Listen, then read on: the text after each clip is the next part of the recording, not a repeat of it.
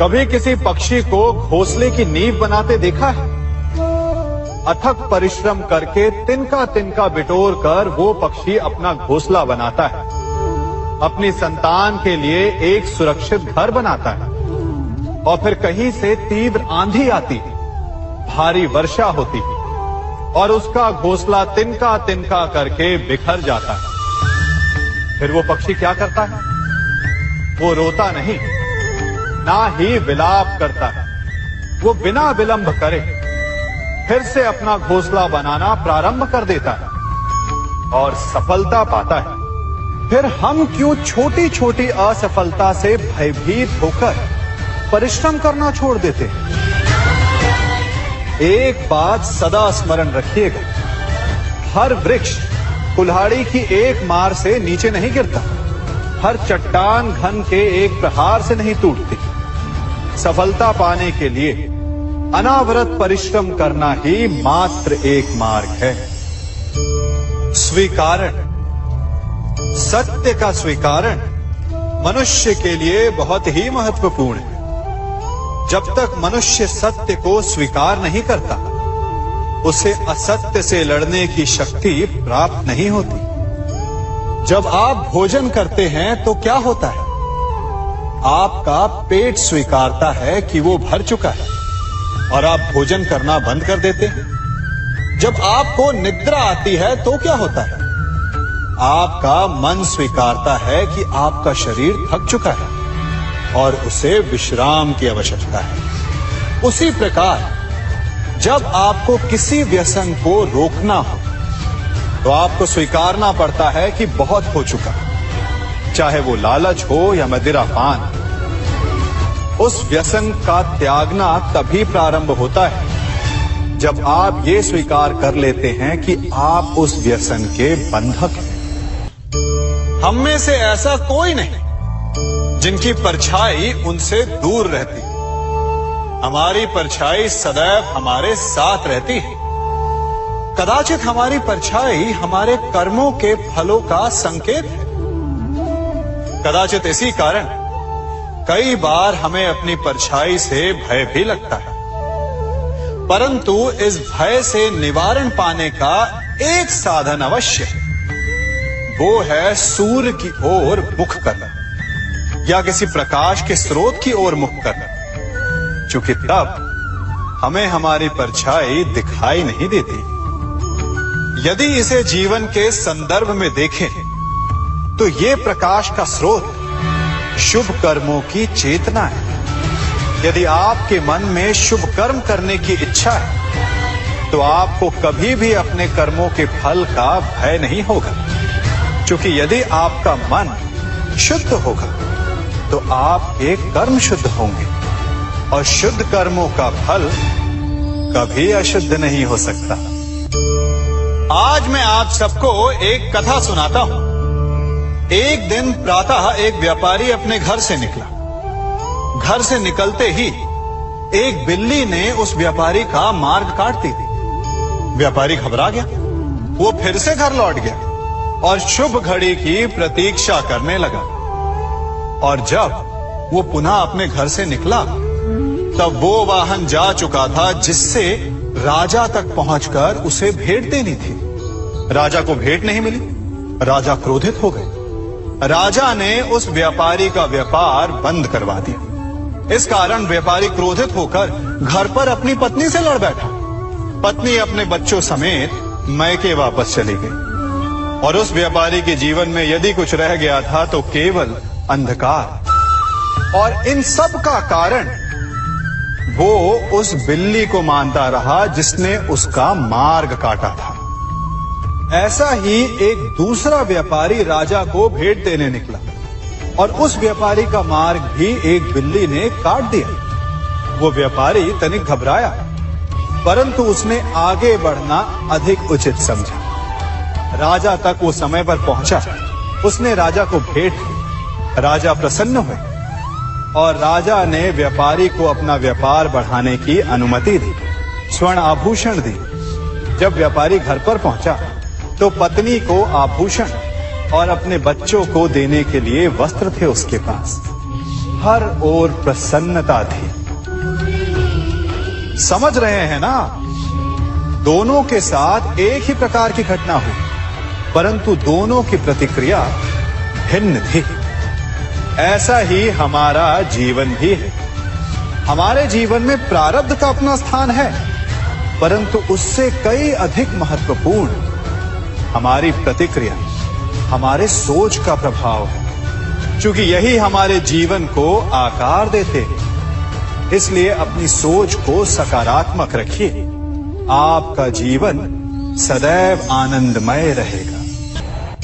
आप इन दो पात्रों को देख रहे हैं।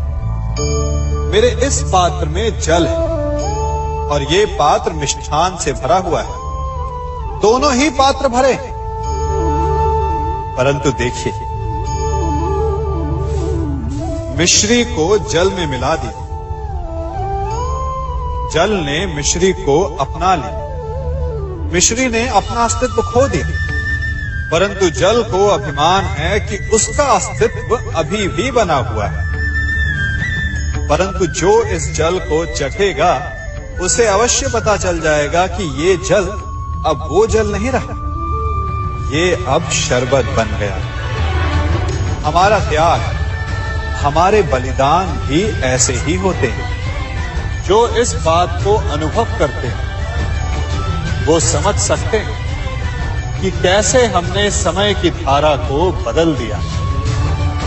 जो बलिदान देते हैं उनका अस्तित्व कभी नष्ट नहीं होता, अपितु उनका बलिदान संसार में कुछ ना कुछ परिवर्तन अवश्य लाता है। हम सभी कभी ना कभी, कहीं ना कहीं अपने जीवन में यात्रा अवश्य करते हैं। हमारी यात्रा में कभी पक्के रास्ते आते हैं तो कभी कच्चे रास्ते। पक्के रास्ते मनुष्य बनाता है और कच्चे रास्ते जानते हैं कैसे बनते हैं? चलते चलते बन जाते हैं। जब लोग एक स्थान से जाते हैं तो पैरों के दबाव से नीचे की घास कुचल जाती है। बार बार उस मार्ग से जाने से धीरे धीरे मार्ग स्वतः ही बन जाता है। और यही जीवन है, यही नियति है। जब आपके जीवन में आपको मार्ग ना मिले तो रुकिए नहीं, आगे बढ़ते रहिए और आपके पैरों के दबाव से मार्ग स्वतः ही बन जाएगा।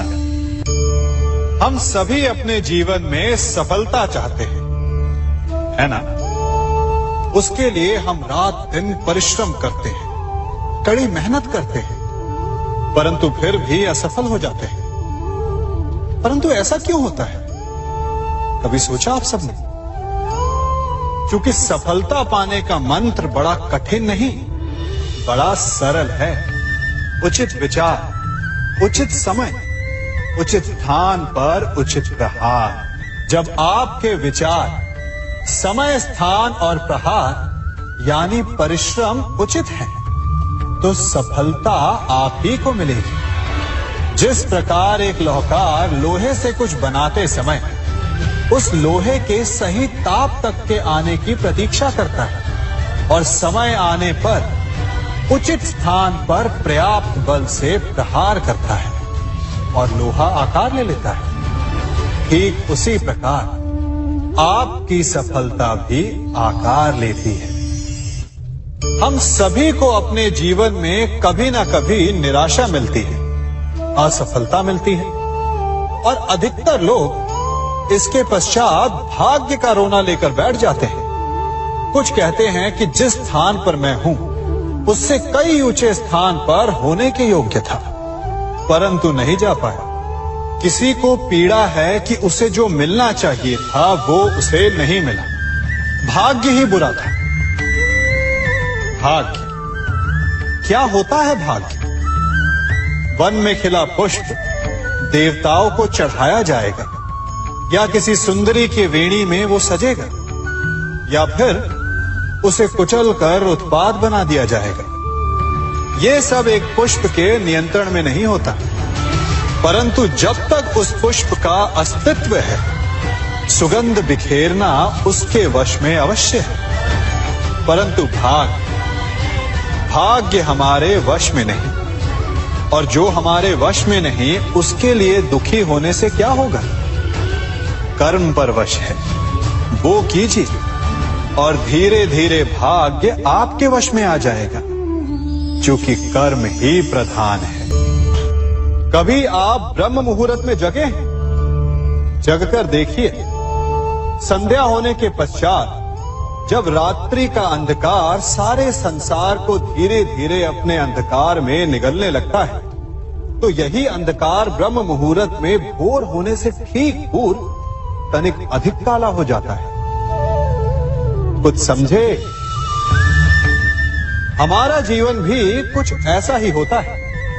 जब हमारे जीवन की समस्याएं अपने अंत पर होती है, तो यही समस्याएं एक भीषण रूप लेकर हमारे समक्ष प्रस्तुत हो जाती है, और ऐसे परिस्थिति में अधिकतर लोग हार मान जाते हैं, भय खा जाते हैं। परंतु यदि आप हार न माने, भय न खाएं, दृढ़ रहें, निरंतर आगे बढ़ते रहें, तो प्रकाश के रूप में हमारा स्वागत करने के लिए सूर्य उदय सदा हमारे समक्ष प्रस्तुत रहेगा।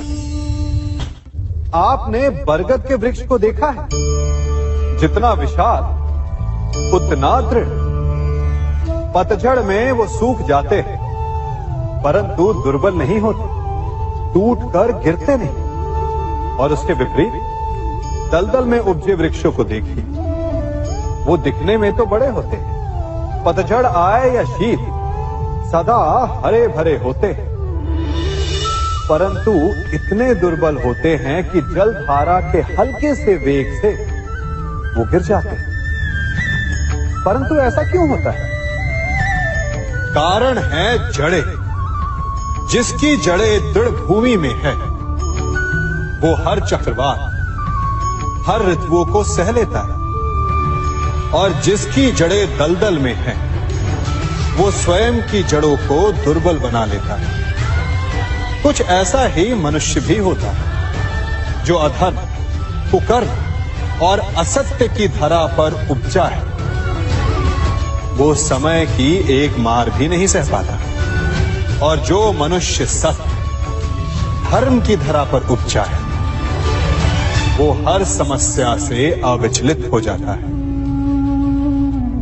अब आप पर निर्भर करता है कि आप क्या बनना चाहते हैं। हमारे जीवन में मित्र और शत्रु बड़ा महत्व रखते हैं। यदि गंभीरता से सोचा जाए तो ऐसा कोई क्षण नहीं जब हम अपने मित्रों के बारे में ना सोचते हो, या फिर अपने शत्रुओं के बारे में।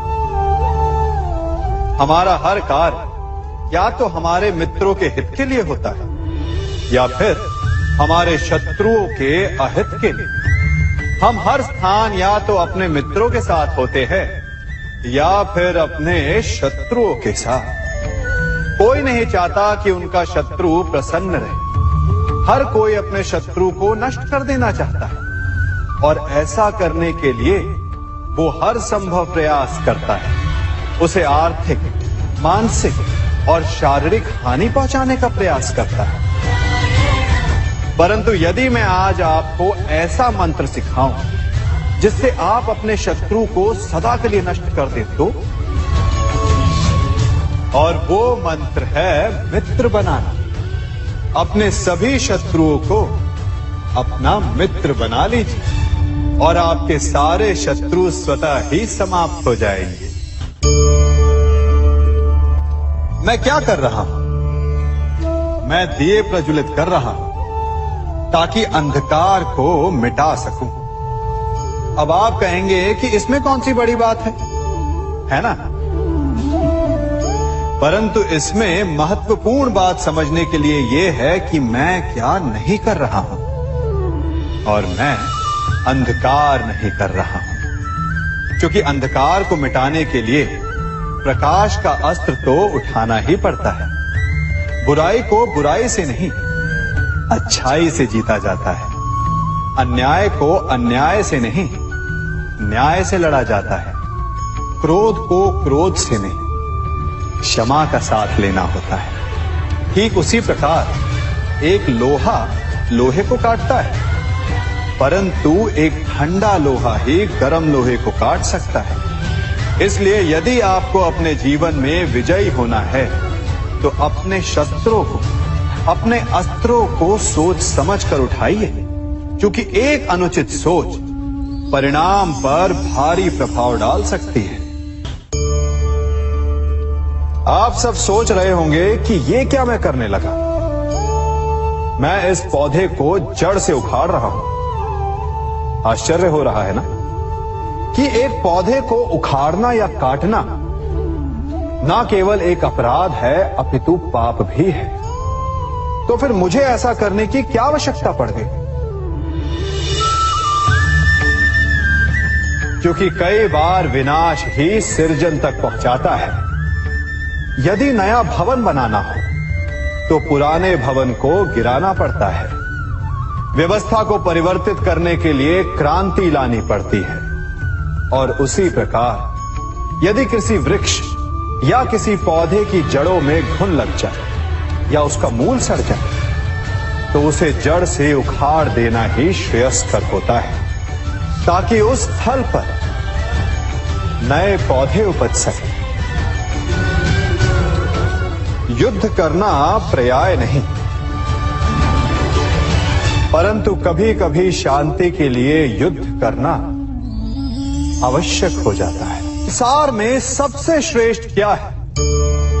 फूल या कांटे, प्रेम या घृणा, संपन्नता या दरिद्रता, मित्र या शत्रु?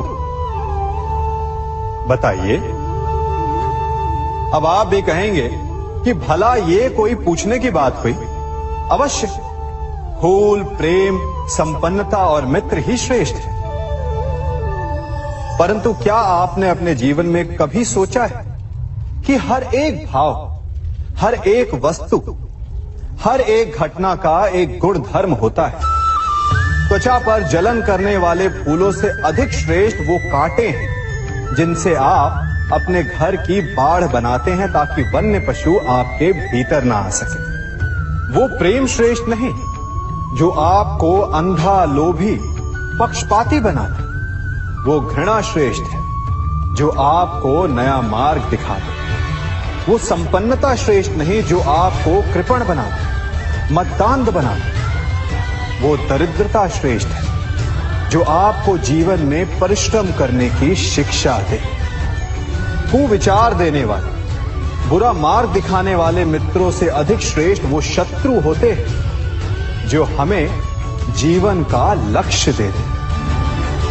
इसलिए अपने जीवन में हर वस्तु, हर भाव, हर घटना के गुण धर्म को पहचानिए और उसके पश्चात अपना चयन कीजिए। स्वर्ण, हम सभी को अपने जीवन में स्वर्ण से कभी ना कभी कुछ ना कुछ थोड़ा या अधिक मोह होता ही है ना? परंतु क्या आपने कभी सोचा कि स्वर्ण को प्राप्त कैसे किया जाता है? जब भूमिगत खदानों से स्वर्ण को निकाला जाता है तब वो एक पाषाण की भांति होता है। ऐसा पाषाण जिससे आप किसी को भी मार सकते हैं, परंतु उसे आभूषण के रूप में स्वयं के शरीर पर धारण नहीं कर सकते। यदि उसे आभूषण बनाना है तो उसे लंबी यात्राएं करनी होती है। उस पाषाण को पिघलना होता है। सुनार के हथौड़ी की अनेकों चोटें खानी पड़ती है, फिर काट छाट और उसके पश्चात जाकर वो ऐसा आभूषण बनता है जो हमें वर्षों तक, सदियों तक लुभाता रहता है। इसलिए यदि आपको समय पर विजय पानी है तो स्वयं के निर्माण पर समय देना होगा। हम सभी सुनते आए कि जो वीर होता है, साहसी होता है, शौर्यवान होता है, उसके समक्ष सारा संसार झुकता है। वीर भोग्य वसुंधर। परंतु वीरता है क्या? शौर्य क्या है? साहस क्या है? साहस युद्ध नहीं, वीरता विजय नहीं, शौर्य कभी ना गिरना नहीं। साहस किसी चुनौती के समक्ष खड़े होने का भाव है, तो वीरता उस चुनौती को उत्तर देने के लिए पूर्ण परिश्रम लगा देना है। और शौर्य का अर्थ है गिरकर फिर से उठने का साहस रखना, बार बार प्रहार करके वीरता दिखाना, निरंतर प्रयास करते रहना, निरंतर परिश्रम करते रहना। इसलिए विजयी होने से अधिक महत्वपूर्ण है शौर्यवान होना, क्योंकि जो शौर्यवान है उसे विजय मिलना निश्चित है। सम्मान। मनुष्य के जीवन में सम्मान का बहुत अधिक महत्व है। वो उसे अपने हृदय, अपने मन से जोड़कर रखता है। कदाचित इसीलिए हम शत्रु के सम्मान पर चोट पहुंचाते हैं ताकि उसे पीड़ा पहुंचाई जा सके। परंतु ऐसा करने से सावधान रहे मित्रों। शरीर पर लगी चोट मनुष्य भुला सकता है, परंतु उसके सम्मान को लगी चोट उसे जीवन भर पीड़ा देती है। और स्त्री के मान सम्मान पर लगी चोट उसे उस सीमा तक ले जाती है जहां उसे केवल प्रतिशोध दिखाई देता है। यदि अपने शत्रुओं को जीतना है तो प्रेम से जीतिए, अपने कर्मों से जीतिए। उन्हें अनुभव करवाइए कि उनसे भूल हुई है। किसी के सम्मान को ऐसी चोट ना पहुंचाइए कि वो आपका नाश करने पर उतर आए। स्मरण रखिए, किसी का अपमान करके आपके हृदय को कदाचित थोड़ा संतोष आ जाए, परंतु उस अपमान से आप कई हृदयों को आघात पहुंचाते हैं और अपने लिए एक शत्रु और बढ़ा लेते हैं। हम सब शीघ्र ही सफलता चाहते हैं, ढेर सारी संपत्ति और सुख चाहते हैं, और ऐसे में कई बार हम छोटे मार्गों का चयन कर लेते हैं। वो मार्ग जिनमें परिश्रम नहीं होता, जिनमें होता है तो केवल छल, कुटिलता और भाग्य का सहारा। जैसे कि जुआ। कोई जुए के खेल में धन लगाता है, कोई दांव लगाता है और ये भूल जाता है कि जुआ ऐसा दलदल है कि जिसमें एक बार गिरे तो सर्वनाश से पहले निकलना असंभव है। यदि आप जीते तो और जीतने की भूख बढ़ जाएगी, और यदि आप कुछ हार बैठे तो उसे पुनः पाने के लिए आप फिर से खेलेंगे।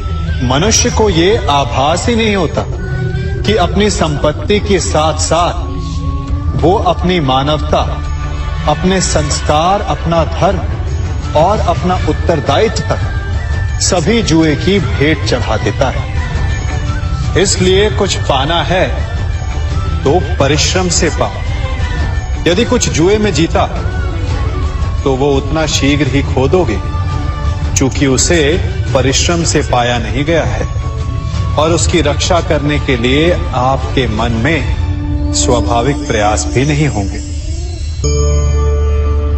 क्षमा बढ़न को चाहिए, छुट्टन को उत्पाद। क्षमा इस संसार में शांति का, सुख का मूल आधार है।